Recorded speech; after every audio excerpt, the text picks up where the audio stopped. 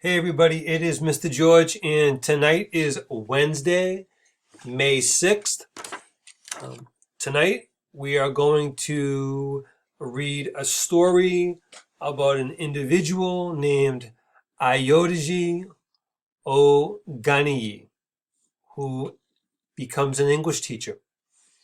So tonight I am going to read the story to you, and I will encourage you afterwards to read the story independently a second time by yourself, just so you can practice reading, knowing that you can always go back and listen to me read the story. After you finish reading the story, I would like you to complete the online assignment. If you click on this link here for assignment, it will give you an example of a completed one. It's the same assignment that we've been doing for the last couple of weeks, where you need to identify or choose 10 words in the story that you're unfamiliar with and look up the definitions, and then use each one of those words that you chose in a complete sentence. And then I'd like you to answer the question, what is the main idea of the story? What is the story really about? What idea, what message is it really trying to communicate? And then I would like you to come up with either 2 or 3 questions that you could ask Ayodeji Ogunniyi if you could. I would prefer that you complete the assignment in a Google Doc and then share with me. If you aren't able to do that, then you can always write it and then take pictures of it and send to me. But if you share a Google Doc with me, I can type right in it. I can make some corrections, make some comments, and give you much more feedback. Okay?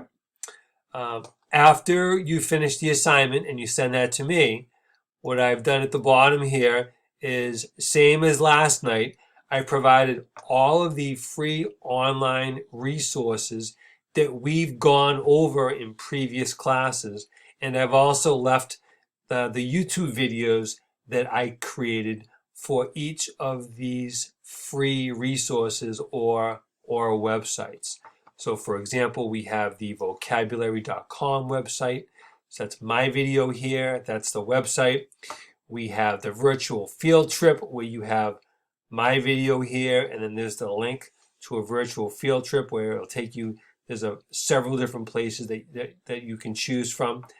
The virtual museum. So there's my video here for the virtual museum, and then there's the link that will take you there. You don't need any passwords, no usernames, and you do get to choose which place you would like to go see.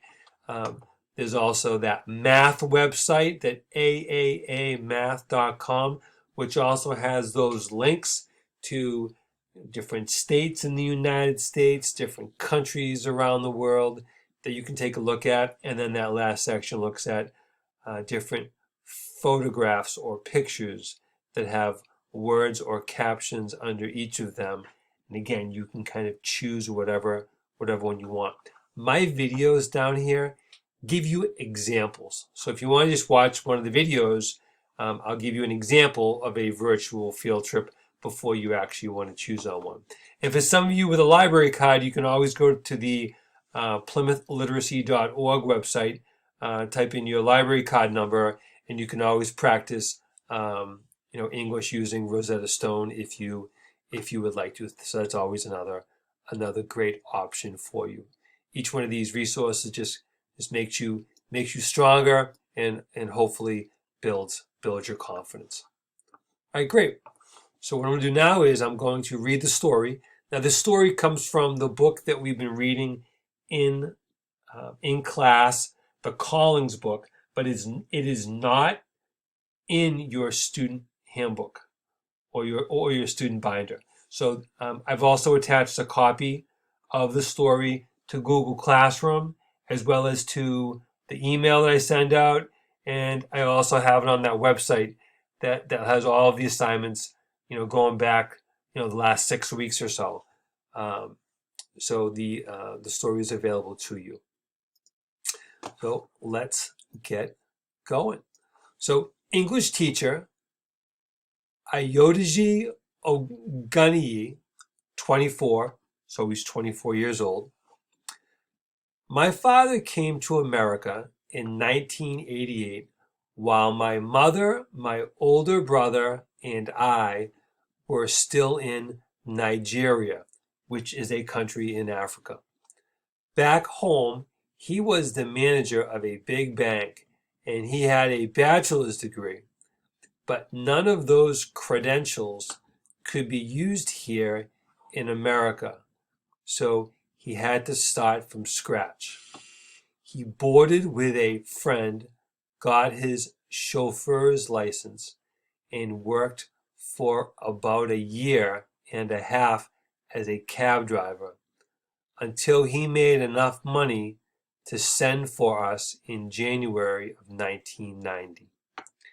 We were only supposed to come here for 6 months, but my mother said she wasn't leaving without him, so we decided just to stay.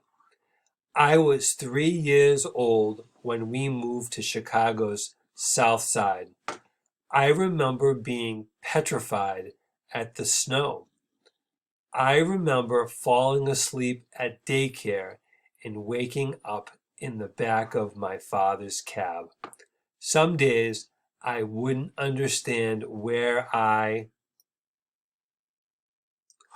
was, but I would just see the back of his head or hear the jazz radio station he loved, and I knew that I was with him. For my parents, it was God, then education. My father worked to get my mother through nursing school, and she became the breadwinner. My mother always planned for everything, no matter what it was. She wanted to get us a home in the suburbs, so she worked long hours, some days 16 hours. But she always prepared dinner and had things ready for us. My father was more the free-loving, enjoy every moment, but do what you have to do type of person.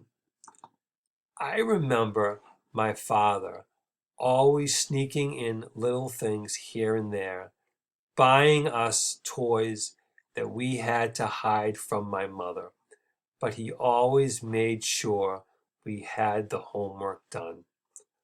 Our parents just wanted to make sure that my brother and I started right in America. So since I was a child, I was trained that I was going to be a doctor, and if not a doctor, an engineer, and if not an engineer, a lawyer. For the first 15 years of my life, I thought that those were the only 3 occupations that were out there. When I got to college, I was in the pre-med program and I was going to be a doctor. I got straight A's because the math and science came very natural to me, but I had no passion for it. I thought, do I really want to be a doctor? On Christmas break freshman year, I came back from school. It was December 22nd, and I was sitting at home in my room, and it was just me and my father in the house. I walked into the kitchen as he was eating breakfast, and out of nowhere, he started talking about how he met my mother. And then he told me about how my grandmother gave me my first name, Ayodeji. It means sudden joy. Before he went off to work that day, he asked, "Is there anything you need?" And I said, "Just bring home some orange juice."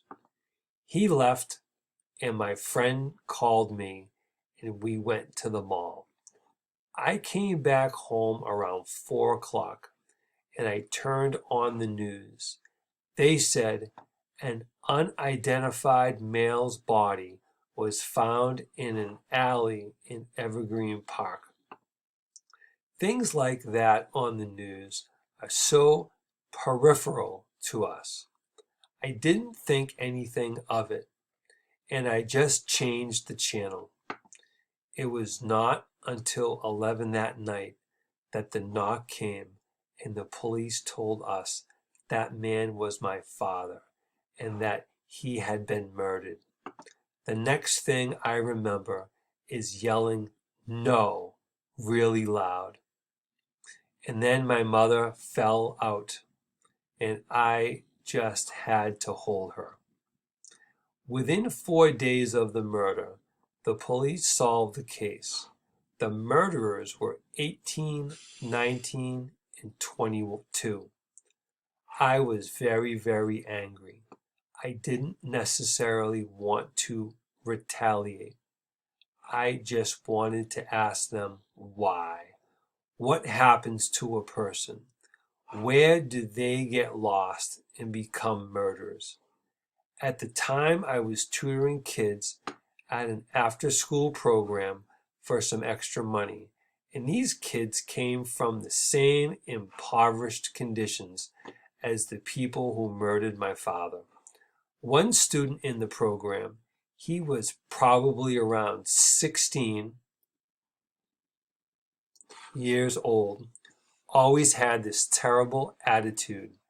We were doing something where everyone had to read out loud, and when it was his turn to read, he just stormed out of the classroom. I went out and I asked him, "What's going on?" And he just broke down. He said, "It's hard for me to read." There are many people that cry because they're hurt. They've been neglected. But to cry because you couldn't read? So we got him in some other programs, and he started to read. It was just like this gift for him. And by me giving that to him, it was sort of like a healing mechanism for me. I forgot about the pain of the murder, and I wanted to continue to give more of what I had to these students.